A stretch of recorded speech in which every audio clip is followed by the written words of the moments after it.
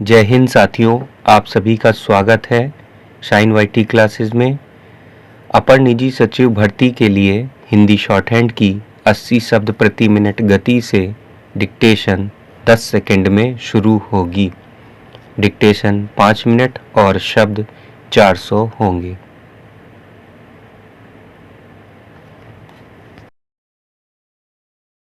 Start. Lok Sabha चुनाव कार्यक्रमों की घोषणा के साथ ही सभी राजनीतिक पार्टियां अपने अपने समीकरणों के साथ प्रचार अभियान में लग चुकी हैं। रैलियों और भाषणों में अनेक मुद्दों पर बात की जाती है, लेकिन किसी पार्टी का रुख इस बात से आका जाता है कि चुनाव में जनता को अपने पक्ष में मत देने के लिए घोषणा पत्र में वह क्या वादे करती है।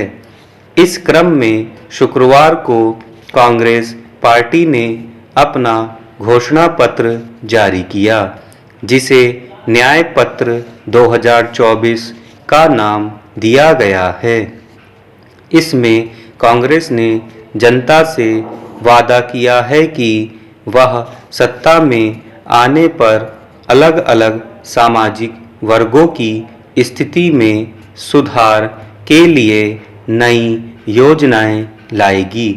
मसलन उसने अपने घोषणा पत्र की 25 गारंटियों को ठोस बताया है। हर गरीब महिला को हर वर्ष 1 लाख रुपए, किसानों को कर्ज माफी के साथ न्यूनतम समर्थन मूल्य कानून, मनरेगा में कम से कम मजदूरी 400 रुपए की गारंटी के अलावा सामाजिक आर्थिक समानता के लिए जाति आधारित जनगणना कराने जैसे कई वादे किए गए हैं। इसमें एक तरह से भाजपा की ओर से जारी एक नारे मोदी की गारंटी का जवाब देने की कोशिश है कि अगर मतदाता केंद्र में कांग्रेस को सरकार बनाने का मौका देते हैं तो वह अपने घोषणा पत्र में दर्ज जनता के कल्याण कार्यक्रमों को गारंटी के स्तर पर लागू करेगी।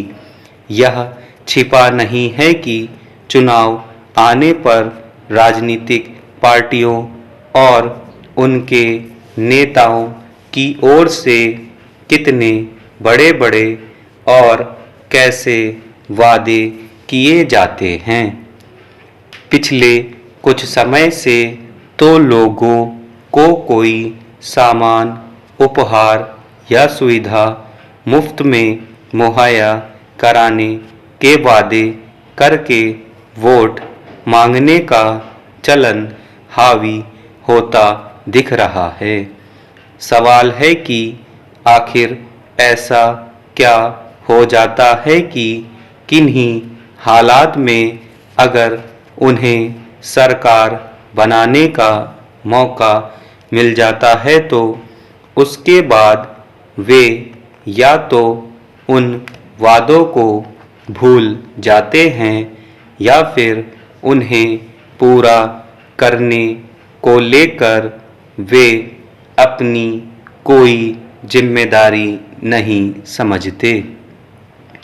जबकि जनता आमतौर पर राजनीतिक दलों और उनके नेताओं की ओर से अपने भाषण में दिए गए भरोसे घोषणा पत्र में दर्ज वादों के आधार पर किसी पार्टी को अपना समर्थन देकर सत्ता में पहुंचाती है और उसके बाद अपने लिए किसी कल्याण कार्यक्रम का इंतजार करती रह जाती है।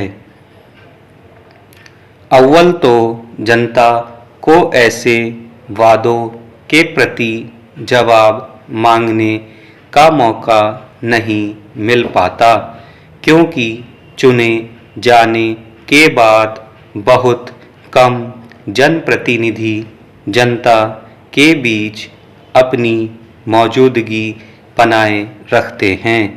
दूसरे अगले चुनाव तक फिर से राजनीतिक दलों के वादों का एक नया संजाल खड़ा हो चुका होता है। स्टॉप।